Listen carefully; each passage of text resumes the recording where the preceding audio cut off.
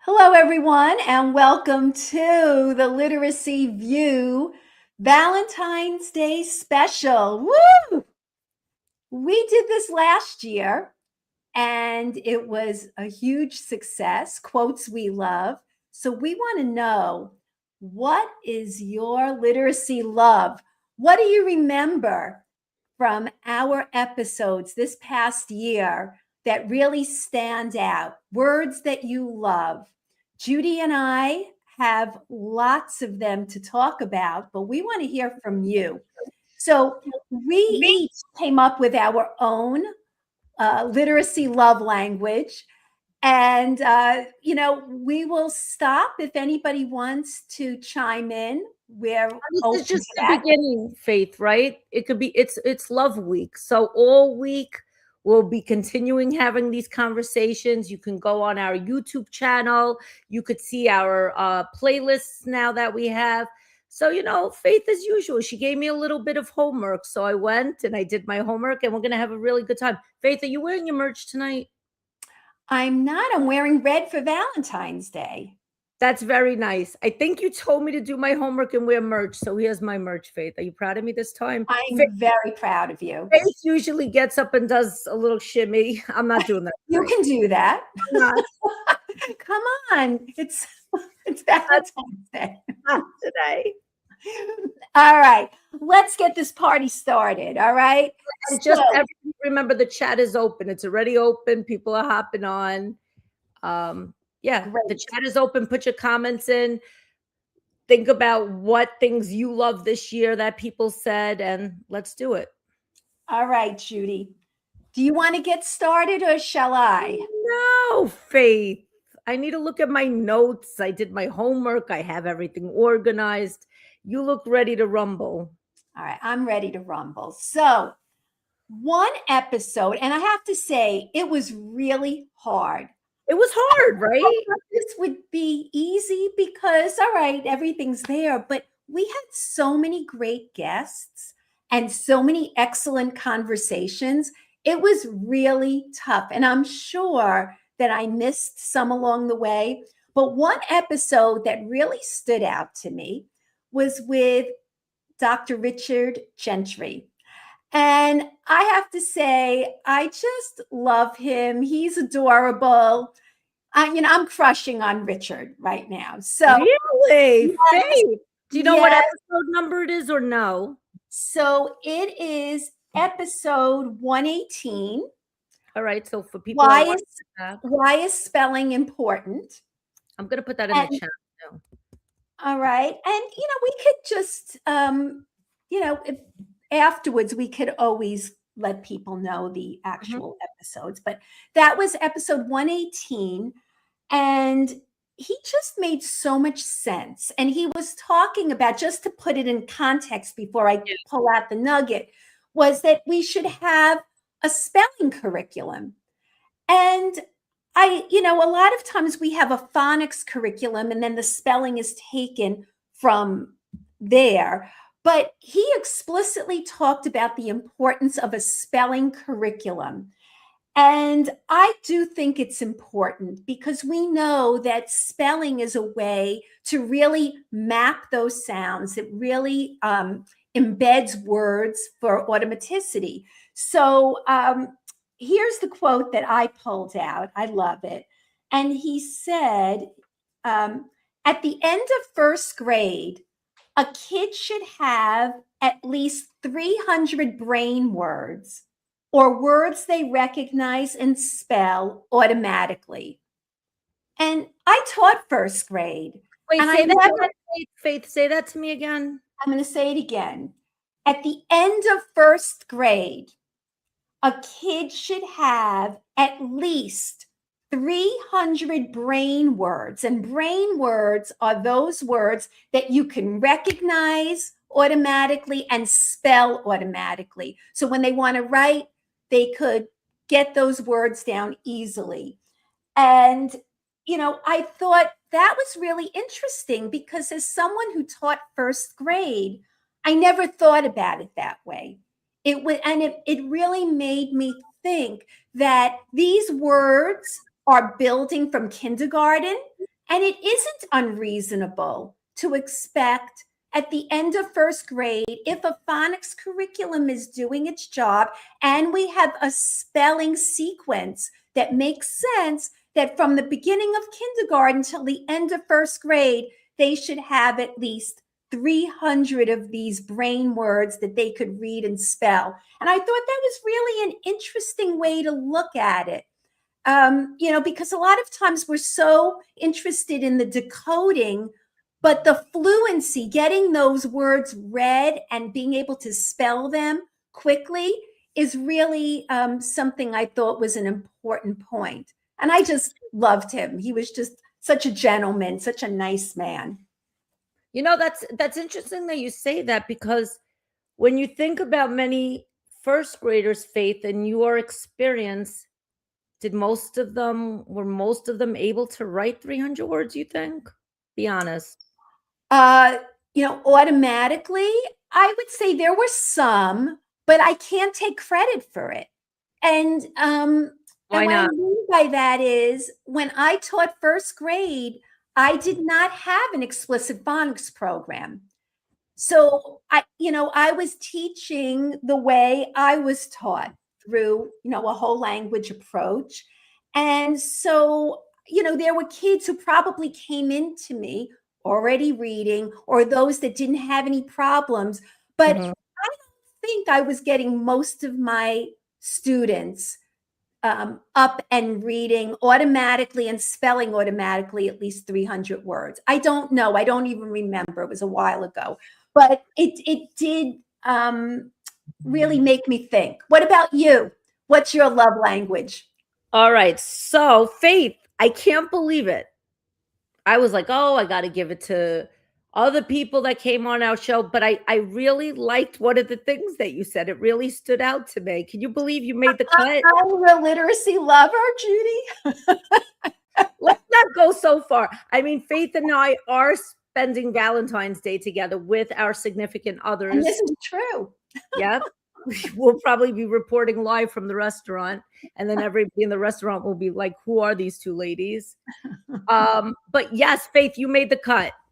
So here we go, Faith. Yep. It doesn't happen every day, Faith. Okay. So episode 140, it was with Harriet and Marianne Rice. It was the episode on phonemic awareness. And Faith, you just cracked me up. This is exactly what you said. I think researchers, you are driving us crazy, okay? You're driving the teachers crazy, and you need to get your act together and talk to each other and read each other's work, because this is unfair. This was during the discussion about phonemic awareness. And Faith, we've had numerous episodes about phonemic awareness. Actually, it's so funny, because there'll be people that will be posting this stuff like this is new. Faith and I, we started this podcast, when was it, Faith? 4 years ago. March of 2022. That was our very first episode. We alerted people on the research about this. And now so many influencers are coming online to talk about it like this is brand new. You heard it first on the Literacy View. But anyway, Faith, what did you mean by that when you said, researchers, you're driving us nuts? Okay, so I'm going to give some context to that episode. So that episode was about how phonemic awareness was, with the National Reading Panel, we knew that it was important to bring letters in with sounds. And then all of a sudden, with David Kilpatrick's work, it was important to not have the letters there and to be able to just, do oral only phonemic awareness. And that's how Hegarty came into it, right? And then it was this back and forth. And then there was this phonemic awareness guide that I believe Louisa Moats, and I don't recall who else was behind it. And then it was bringing it back again with the oral only. And Marianne Rice said there is no research that's really showing that this is accurate. I mean, it can help a little bit at the very beginning just to get kids started, but most work should be done with letters. And I'm like, you know what? We trust our researchers to kind of talk to each other. And if they can't get it together, what are teachers supposed to do? And I said, you know what, researchers, you're driving us crazy with this. And, you know, and now, as Judy mentioned, and Judy just went off, she'll come back on. As Judy mentioned, just recently, and here she is, that there was someone out there who wrote an article about this as if this was all a new topic. We've been talking about this for years, where we were calling BS on how teachers were misguided with this approach, spending a lot of time on oral only, and yet there's really no evidence to show, and still there's no evidence to show that this is a good use of time. And that's why I said that. I agree. And you know what was really powerful in that episode? And I know that this is not part of it, but it really showed how it's so much more effective to connect that what you hear to the phonics piece way sooner. And I think that that's a great reminder to all of our classroom teachers. You don't have a lot of time. You need to make sure that what you're doing is the most effective practice for those kids. And application is so important. And when you're just doing auditory skills, that's not really going to help kids learn to crack the code as efficiently. Would you agree, Faith? No. And, you know, it's one thing at the beginning, pre-K, you know, you're doing some of these activities, maybe at the very beginning, just to focus. Something about 10 hours, Faith. Right. And there was a limited amount of time, but after that, it drops off. And that's what Marianne was talking about. Again, I don't have that article in front of me, but I do remember. And I remember feeling frustrated because, you know, these are people we look to, and, you know, we just expect more, that at least that they should be able to coordinate and be able to agree on some things until new research proves them, you know, wrong. But there really wasn't any new research. So I do think for our audience, it's important, and we've said it again and again, that if they're going to work on phonics, you could bring the phonemic awareness right into that with letters from the start. And if, you know, for those kids who need a little extra of oral only, fine, but it shouldn't be something for the whole class, only as needed. All right, Faith, your turn. All right. So another episode that I was absolutely crushing on was with absolutely crushing on. I was crushing on. And this is a girl crush, and it's Sue Hegland. Wow, that was this year? That was this past year. Are you sure? Yes. And it was our Takeaway Tuesdays episode on morphology and spelling. And we asked Sue to join us. And I just loved her. And she had so many great things to say. Again, I love all our guests. It was so hard to choose, but something she said stood out to me, that she has a child with dyslexia. Mm-hmm. And that's what brought her into this direction of morphology. And I like that she's not just somebody who tells you, tells you certain ideas. She actually lived this with her own child. And so I thought that was important. And here's what she said. And she was talking about her son. I remember trying to work with that kid on words like says and does, and he could not hold on to them. It was cognitive overload for him to try to remember this random spelling for in says. Today, he's a mechanical engineer. He understands structures.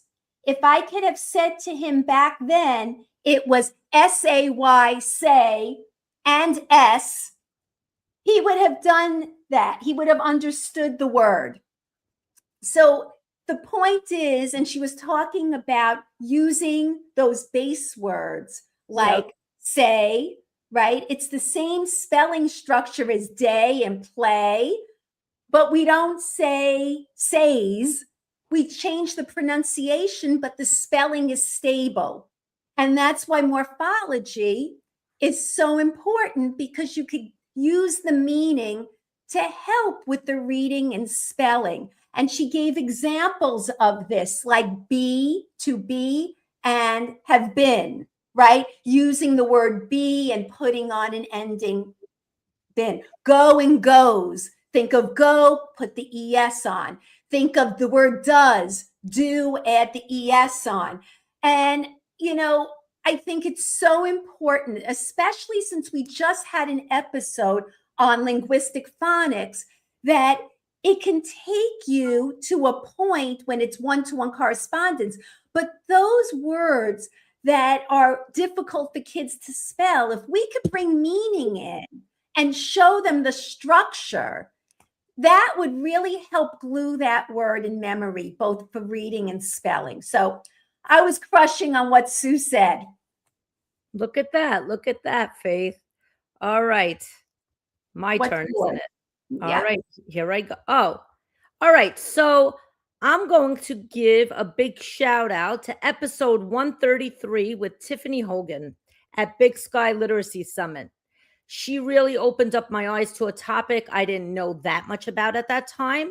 She spoke a lot about developmental language disorder, and the whole conference was about language, which I think is such a critical piece in our classrooms, and something that she actually predicts in 5 years, we will hear that term as much as we have heard about dyslexia, that we'll really get more comfortable about understanding it on a much, much deeper level. So this is what Tiffany said. Hold on a second. Let me look at my notes. Okay. She said, I think that we have to make time for language and get comfortable with the chaos of language, allowing ourselves the time and space to have those conversations.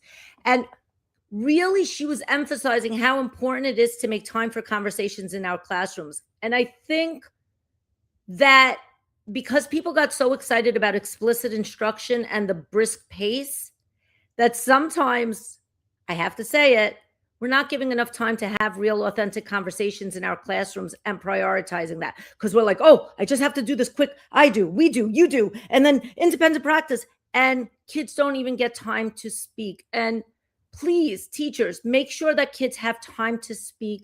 Make sure they get to ask and answer questions and really respond in those full sentences and have those deeper conversations. And not only speaking, but listening to each other speak, understanding what the other person says, and so forth. Let's make sure that oral language gets the respect it deserves. And also, teachers, learn more about developmental language disorder. I'm passionate about it. I'm digging deeper. And I think it's something that we have to think about, because, from that conference, I learned, many kids have dyslexia, but many kids might also have DLD, developmental language disorder, and many kids can actually have both. So, know those kids in the classrooms, and don't just assume that every kid that is struggling with reading automatically has dyslexia. Mm-hmm. Well, I also have a language crush as well, and I'm crushing on Trina and Doug. I knew it. I was going to do it, and I didn't, but I'm so happy you did. It's okay.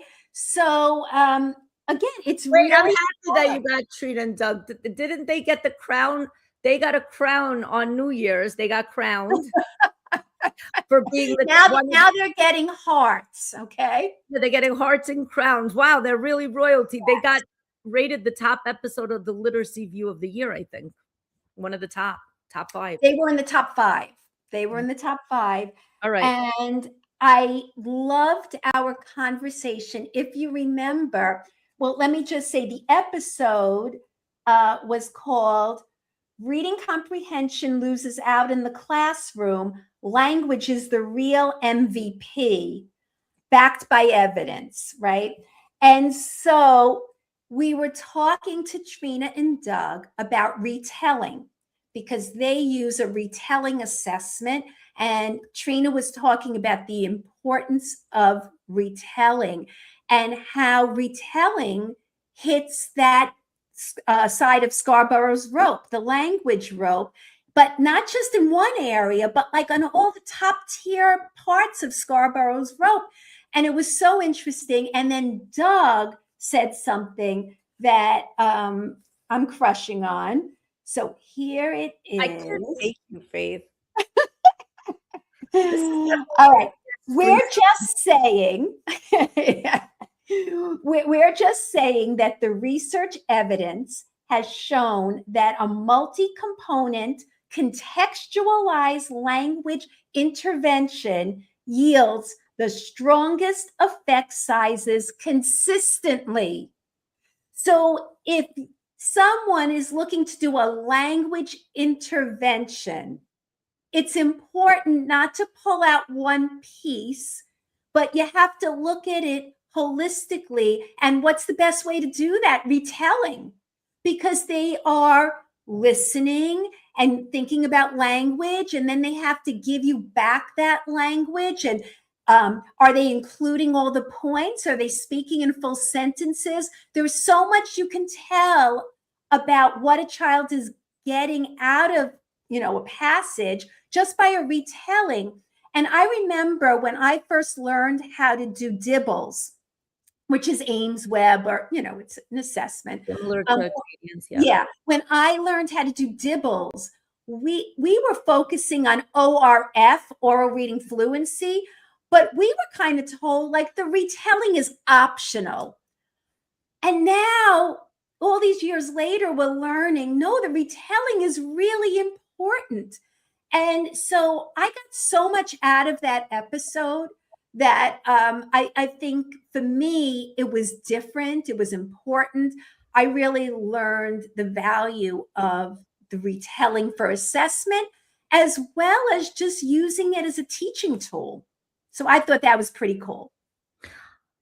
Faith, it brings me back to that episode. So I'm having flashbacks now. Mm-hmm. I remember that they spoke about oral reading fluency, but then they also challenged some beliefs that I had about the ORF, because I was like, oh my God, it gives you so much information. And Trina kind of challenged my thoughts a little bit. Do you remember that part, Faith?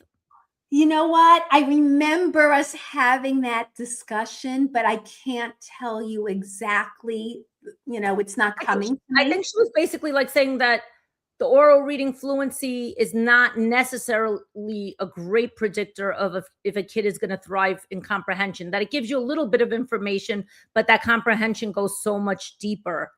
And it's not necessarily because when you speak to the screener people, very often they'll be like, oh, this is a very good predictor of how a kid's going to do in comprehension. And then Trina was saying, I think from what I remember, that that's not necessarily the case. So I definitely want to continue to dig deeper into that. And she also said, now it's coming back to me. Hey.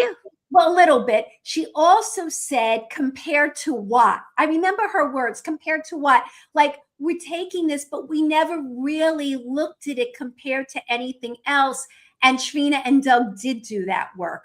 So I do recommend you take a look at their research too. I mean, honestly, we had so many fabulous episodes, but since we are limited in time and scope, we decided to do 5 and 5. And if anybody else wanted, it's going to be Love Week. It's going to be Love Week. Yes. So people are going to be. That's right. That's right. Showing us love. All right. So what's yours? All right. Episode 131 with Leslie Lord. Oh my God. I have the same episode. You're lying. Oh, I'm not kidding. All right. Let's see what you're going to say. If it's the same one. It's not going to be the same thing. It's just not. Okay, go ahead. This is something I'm extremely, extremely, extremely passionate about. And so many administrators have challenged me on this, and I don't really know why. So I'm so happy that I'm having my special moment on the air that I could say whatever I want because it's the Literacy View and it's the BS free zone and nobody can mess with me right now, right? Because it's at 8 o'clock at night. It's after work hours. Anyway, so dun, dun, dun, dun, here it is, Faith.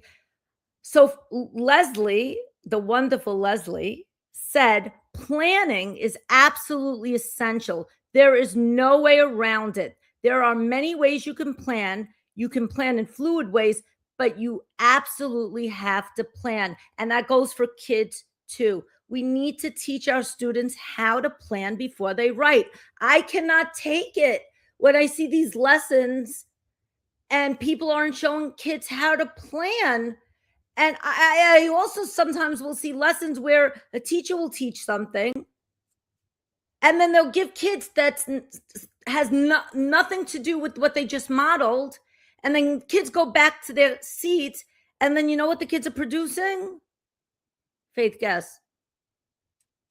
Not much. Crap. Yeah. I was being kind.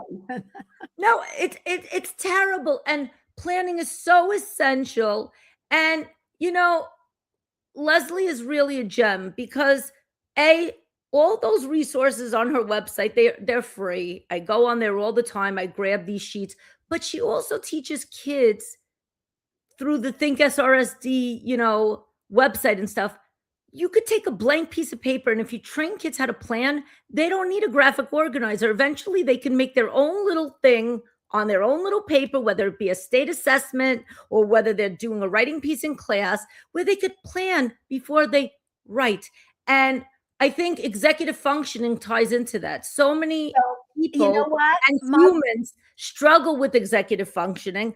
I was one of those kids that struggled. I still lose everything. I still have a hard time knowing where my car keys are, but I now have a system and structure. I hang them on a little hook and pray that they're there in the morning. But just give our kids the opportunities to plan, to organize their thoughts rather than just say, go write. Well, it's so funny. So same episode. So Leslie, if you're out there, you're going to have to choose between us. Who is your literacy lover? You're being freaky, Faith. You are being freaky. All right, here we go. Never know what's going to happen on the Literacy.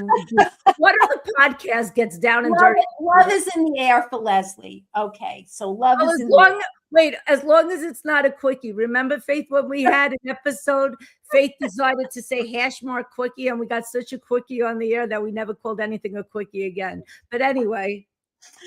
All right, so here we go. Same episode. And I just love this. And again, to put it in context, Judy was talking about executive function skills, and Leslie had written a book, and that was the topic for this discussion. It was about executive function and writing. And this was the quote. And she's talking about herself, I was the executive functioning for my children. I was like a prosthetic on their frontal lobe. That just even that line alone is so amazing. I would run a very structured classroom. I would guide everything, and they were successful. But when they left me, they fell apart. And I didn't realize that I could be teaching them with the vision of getting myself out of the picture and getting them in charge of organizing and guiding themselves. Is that not a great quote? That's wild. I just thought that was so powerful. And what she was saying is that had she known that, this was a way, like the tide, right? Planning what you just mentioned on paper without somebody. Listeners that might not know about Tide, what Tide is. So instead of someone giving a kid a graphic organizer to plan, and so let's say they're going to write an essay, and so the T is the topic, and then it's going to be details, and then the end, and what's I? Information, details, Yeah, the information. So it's like your big idea, your information, and then your details, and then you have an end and you and plan, and she puts it in a rocket. Anyhow, the point is that if you train kids to be able to do this themselves, you want to get them less reliant on the teacher and more reliant on themselves, because once they leave you, they don't know what to do. So it's really teaching this independence, and her book was about that, the executive functioning skills. But I just love how she explained it, that she was the executive functioning for her children. And that's what a lot of teachers do. I did it. I gave out the graphic organizers, right? But to train them how to plan for themselves. So, Judy, your quote and my quote go hand in hand. They weren't the same. That's insane. But we picked the same episode and the same ideas. So clearly it's important, right? If we're both coming up with it. That's wild. And I think, Leslie has been such an advocate for, strategies, which has gotten such a crazy, weird bashing in the media for no reason. Mm-hmm. And I think strategies are such a key piece and a big part of explicit instruction.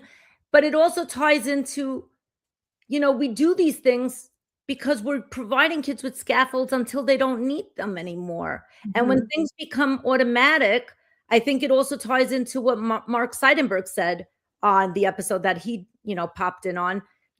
Things will become implicit, and things don't necessarily need to stay very explicit, but we need to give our kids practice so that we could start releasing and taking away scaffolds. It's not a forever thing. Just like we say on the Literacy View, we've said it many times, you don't need to have decodables forever, right? It's a short window of time.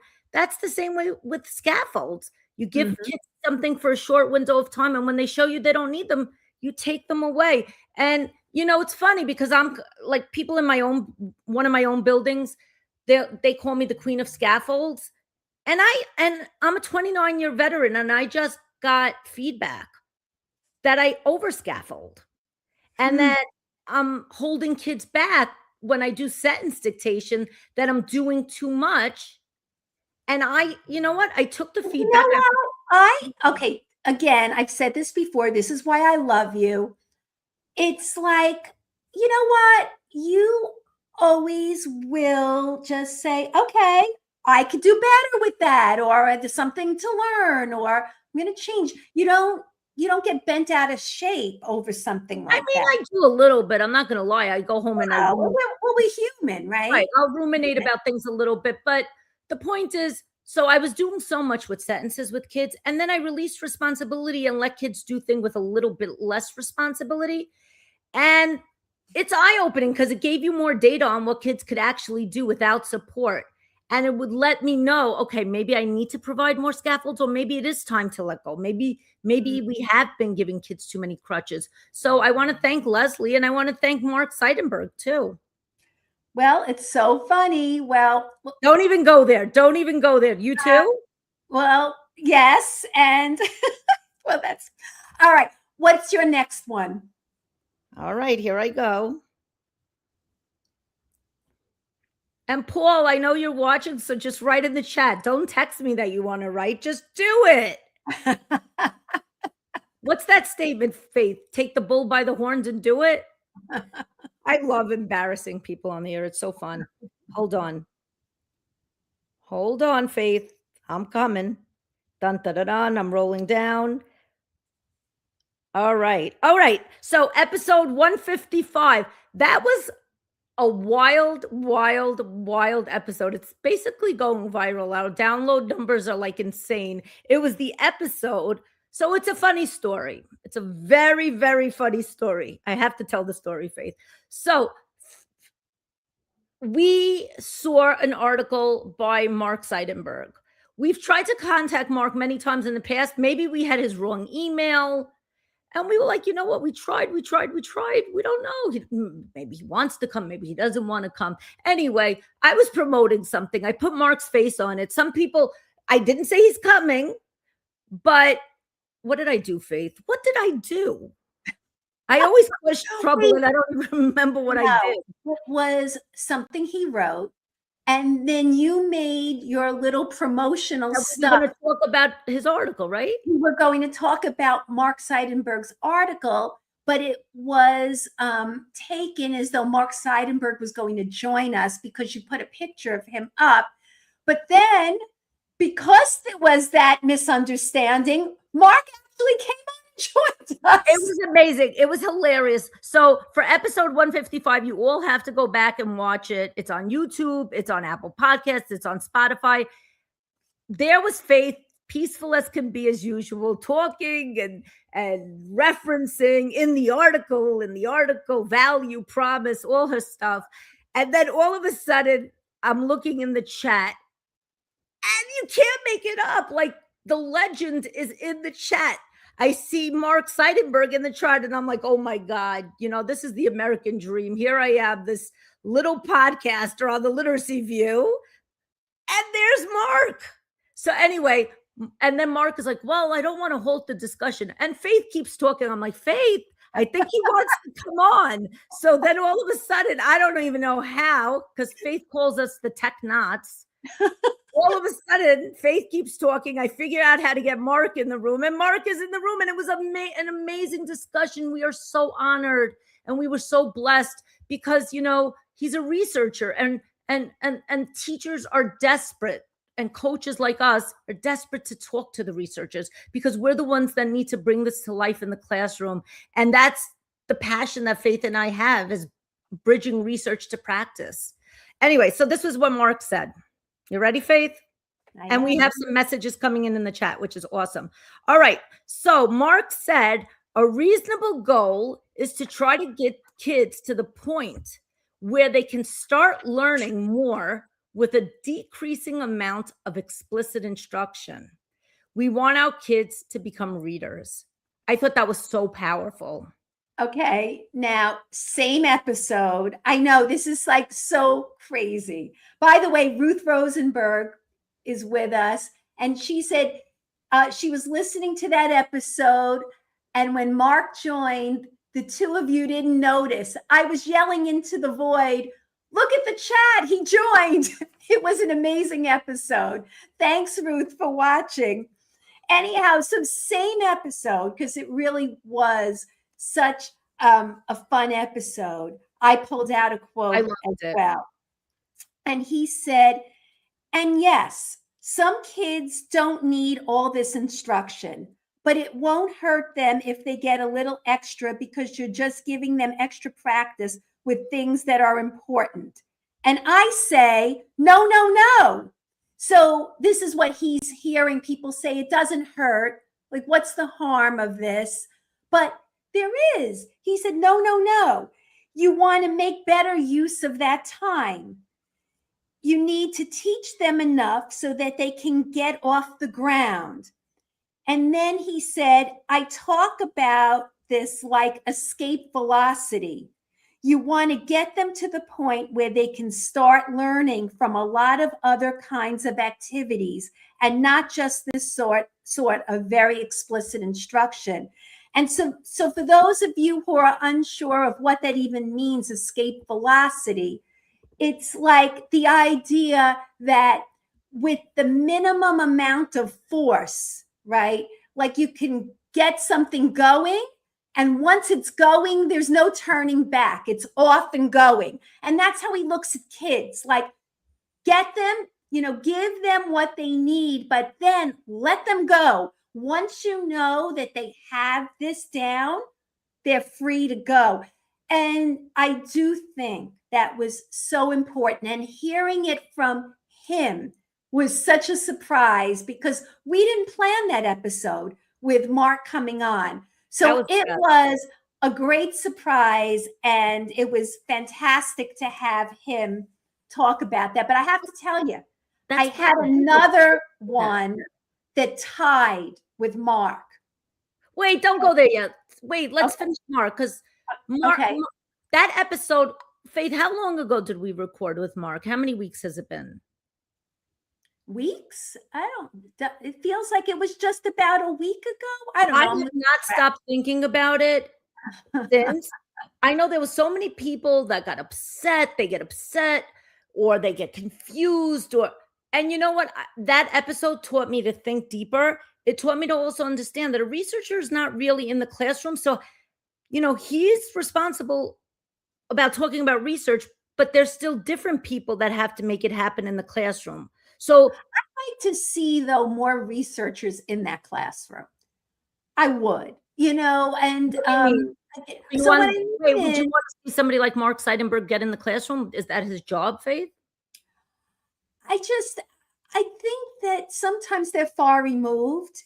And so but he was very kind about it. He said he thinks it's an impossible job and he knows what teachers are up against. He said it in the episode. I don't recall the exact words, but the idea is that sometimes what looks good in a study when everything is controlled is very different from what teachers are faced with every day. And I think there should be more coordination and more understanding about what's happening. I think he also just brought up so many good points that, there are kids in the classroom that have broken the code. And what are we doing for those kids that I agree with him. And you know what? Something magical happened in my building. So people have been kind of obsessed with decodables in my building. And all of a sudden I went into a classroom and I saw that somebody was actually reading Rumpelstiltskin with kids. And I was like, yes, how did this finally happen? Kids were reading authentic text, kids that didn't need decodables at all anymore. And were working on deeper comprehension and reading, rich text in first grade. And that's what we want to see more often. And I think that was one of the key things that Mark was also saying, that, explicit instruction and all of this stuff is very important. And yes, we know there's many kids struggling in the classroom, but there's many kids in the classroom that might need more or less. And we have to look at all the kids. And, sometimes, too much of just one thing is not enough. We have to, phonics is important, but we also have to help in different ways. And some scope and sequences go so slow. How can you think about accelerating kids in other parts of your literacy block, right? I don't think he said we can't treat typically developing kids as kids with dyslexia, and that's the problem. And he opened my eyes, because I know I've heard this from other people where they said, and I've used the same expression, that what's good for them is good for everyone. Yes and no. Like it should be a little more nuanced, and it changed my thinking. And that's what I like. One last thing that he said. Remember how we always say fidelity is the new F-bomb? I think Mark agreed. Yeah, I think so. But that's another discussion, right? Faith, we have a comment in the chat. Ruth Rosenberg said that was the problem. What do we do in the classroom with kids who crack the code? Right. So, and that's a good point, Ruth. And I think that's what we're trying to figure out here, because we are told that, whole class lessons are really the way to go because they reach the most kids.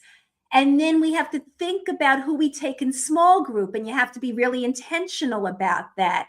So, what do you do, especially in those younger grades when they're just learning how to read?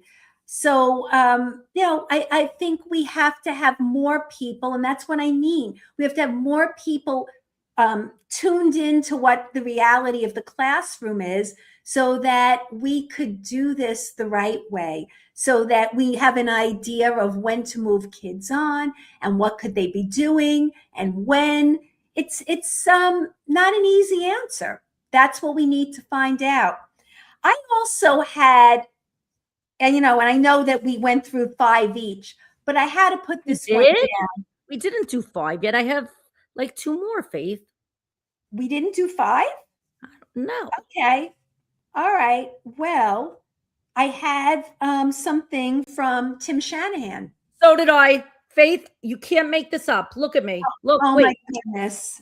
wait, Okay. wait, no, wait. Here it is. Wait, I got to prove it. I need my Faith. Do you see the screen? Okay. Well, it could be the same thing. That's really freaky. We didn't plan this. We did this separately. That's why. And 3 out of 5, we picked the same. Was it 3 out of 5? Leslie, Mark, Tim. Yeah. That's so amazing. All right. All right. So here's my Tim. If it's the same exact one as me, I'm going to die on, not die, but. All right. I have a feeling. Wait, I'm scared for you to say it. What's the first letter in your quote? Well, and so the notion of, that's where it starts. Okay, and so the notion of, do we have studies showing that if you use these programs, meaning knowledge building programs, that was the episode. The episode, by the way, was called Background Knowledge, Fact versus Fiction, What Every Teacher Needs to Know. So we were talking a lot about programs that are knowledge building programs. And what he was saying is, and so the notion of, do we have studies showing that if you use these programs, meaning knowledge building, or this category of program, that kids will, 1, increase their knowledge, and 2, as a result of that, will read better than if they were working in another category of programs that have been more traditional. We just don't have that kind of evidence. That doesn't mean that it's a bad idea to try to design these programs or use these programs, but the folks who are making big claims that you have to do this, or these are better, or whatever, they're making that up. They just really don't know. And so I do think that that's very important, because they're being sold now that there's a lot of evidence behind it. And as he said, yeah, it's a good idea to build knowledge, and it's important to give them, rich reading experiences. But to say that these programs are any better, that, as far as building knowledge or getting kids to read better, we just don't know. There's no evidence with that. So I thought that was interesting. And he goes on, but I want to hear what you have to say. All right. I think you're going to like this one, because I know you for a while, Faith. Yeah. All right.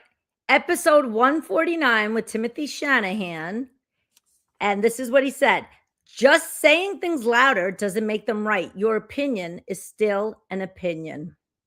I've used that expression. Have I not said just, Wait, Tim say it or you? Because I have it written down that Tim said it.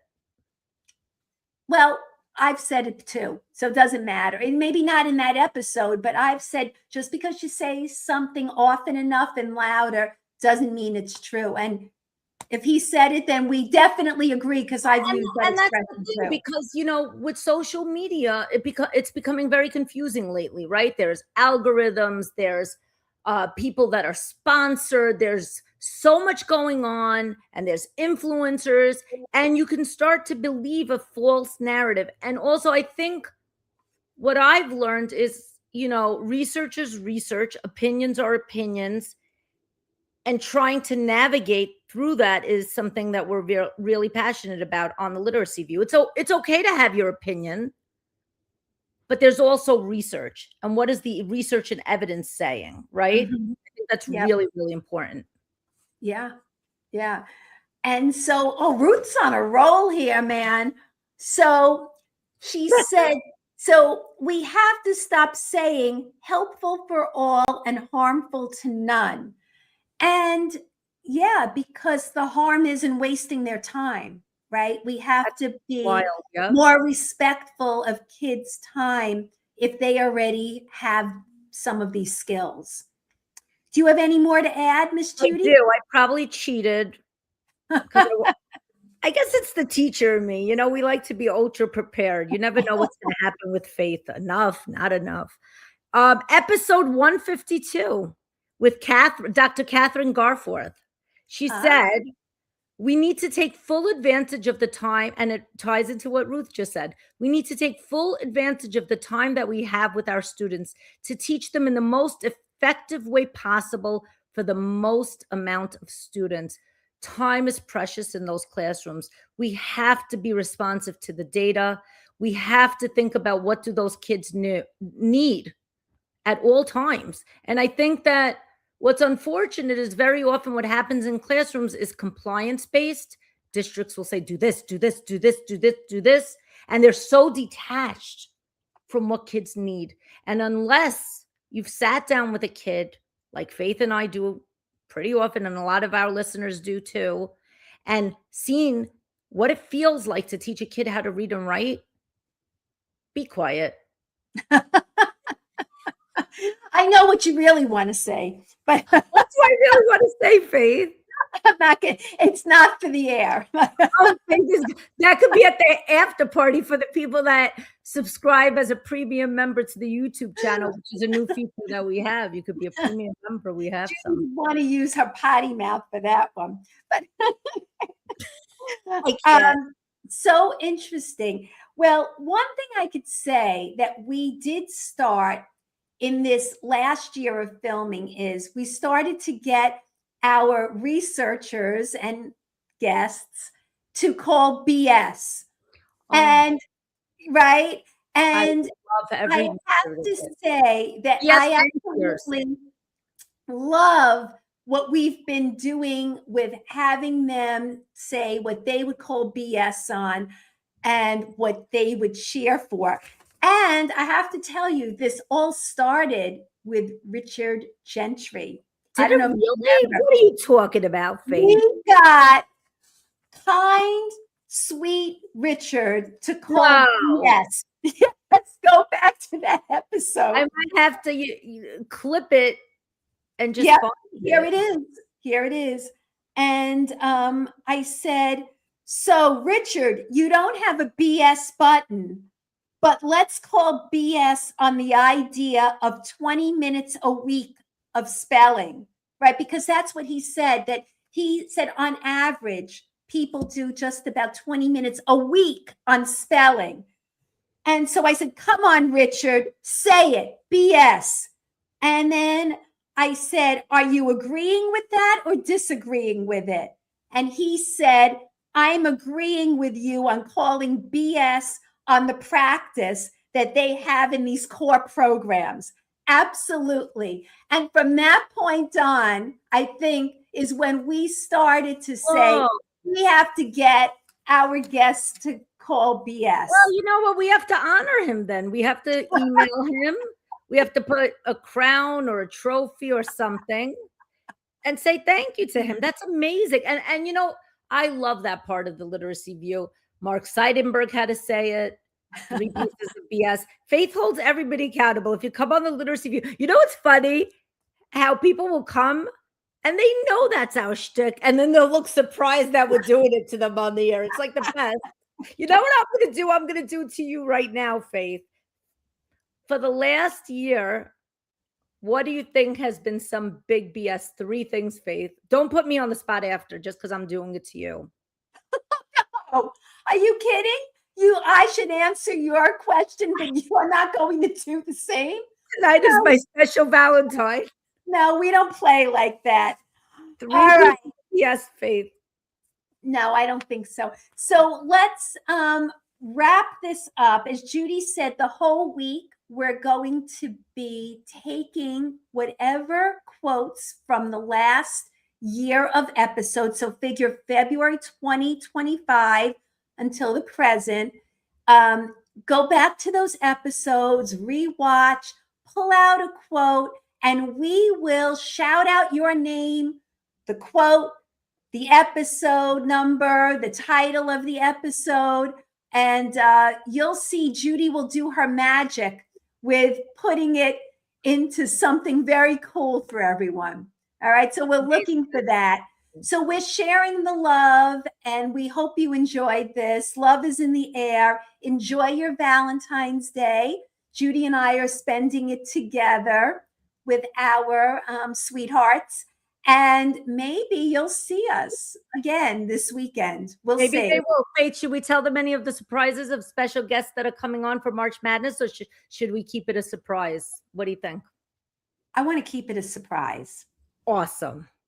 I want to keep it a surprise, but get ready for March Madness. It's coming.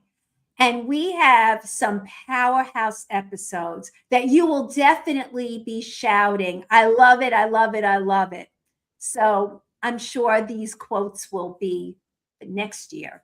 All right. One thing I want to say, please, we're self-funded. We don't want to be sponsored by a curriculum company. So we need your support. Share our episodes, donate on our YouTube channel, donate on our links. But the biggest thing that you could do for us is word of mouth. Share our episodes, tag friends, tell administrators about us, tell your colleagues. We want to see some more love. The other thing is we are looking for sponsors that would appeal to teachers, to real teachers letting loose. So if you are interested in sponsoring the Literacy View and you're a brand that you think would definitely appeal to educators and make our lives easier because our lives are hard, contact us at faithandjudy@theliteracyview.com. Once again, faithandjudy@theliteracyview.com. Happy Valentine's Day, everybody. We love you. Bye.